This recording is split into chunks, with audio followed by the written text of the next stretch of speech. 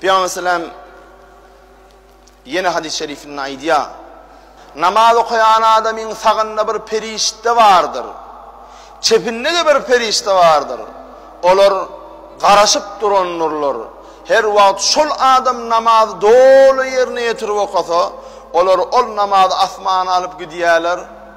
Eğer namazın doğru yerine yetirmese, çala çula edip okasa, ol namazı alıp yüzüne vurup giderler diye. Al bu namazın gerek derleyip, o boş çıkıp giderler diye melekler. Onun için ay yetişmelidir, can gelmeli, ayna plan deyip namazını şatır estirip kemli kümletmeliler. Bir derek vaqt sarf ettiğin var, okan namazın ürküden kurvağına deyin aktiydi var. Şunu bilin diyeceğim abi. Türkmen'de bir söz vardır. Namaz işi bitirir.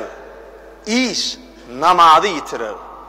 Aşırı işeden, ol işeden, bil işeden, niten namazını terk ederdin, ne terk edenini bilmersin.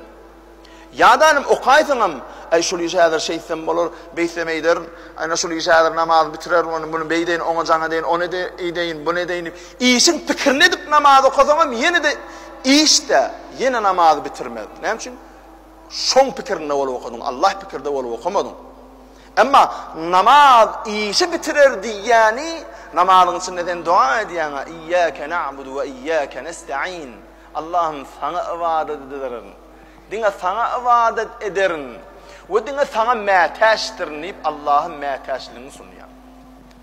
Dua ediyen ihdinas sıratal müstakim. Beni müstakimliğin yolunu hidayet eyle. Allah müstakimliğin yolunu hidayet edecek. O zaman sen sevdanın müstakimliğin kıyalak olmalı. İşin gücünün müstakimliğin kıyalak olmalı. Çünkü sen Allah'tan dua ettin. Ey Allah'ım beni hidayet et. Doğru yolu gönüktür müstakimliğin kıyalak. Sevdanlar o zaman sevdanlar müstakimlerden olmalı. O alim ulema oradan bağımlılardan olmalı. Fakat sen dua ettin. Sen hudayı bilin, şol sevdayı bilin, şol işleyen gücünle, yaşaysın bilin. Seni sine ediyen hudayın huzurunda sen hudaya secde ettin, hudaya münacat ettin. Onun Allah, sen ön bir aydıptık, namaza girende, ey Allah'ım elhamdülillah, ahir geldim o huzuruna deyip intizar olup minin namada. Hamala hudayın huzuruna gelip, ol görmen, dostunu kucaklap, ay ahir gördüm, ay neyse vakit görüşmedik diyen de, onun bir hadat görünüşte yok orada, Allah'ın sen huzuruna gelip. Şimdi namazını bitirdin, tesisana yaptırdın, çıkmalı, turmalı, gitmeli. Allah'a şeyle sözler bilen çıkıp gidin o namazdan. Allah'ım sen huzurundan çıkıp gidiyen, inniki sen huzuruna, inniki namazın vakti olup sen huzuruna geliyen sen beni qora veri. Eğer şu namazlıktan şu finak meydan sana ayak basyan, sen finak ediyen finak da ben başarılı edevermeni deydi, Hudayana yalvardı. Haçan iyidime yine basın dolanıp gelirken deyip yine Hudaya intizar olup çıkıp gidin. Ana namaz işi bitirir. Şeyle namaz okuyan adamın işi hiç açan pırrık olmalı. Bolaysa da Hudaydan bilir sabrı var. وَلَنَبْلُوَنَّكُمْ بِشَيْءٍ مِنَ الْخَوْفِ وَالْجُوعِ وَنَقْصٍ مِنَ الْأَمْوَالِ وَالْأَنْفُسِ وَالثَّمَرَاتِ وَبَشِّرِ الصَّابِرِينَ.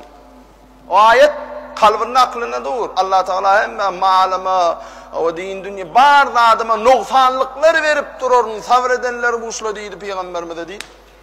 Sabır kalbinde mi adam? Gayret edeyin izime, gayret edeyin. Namaz yüzüne urulanlardan bolmacak olayın.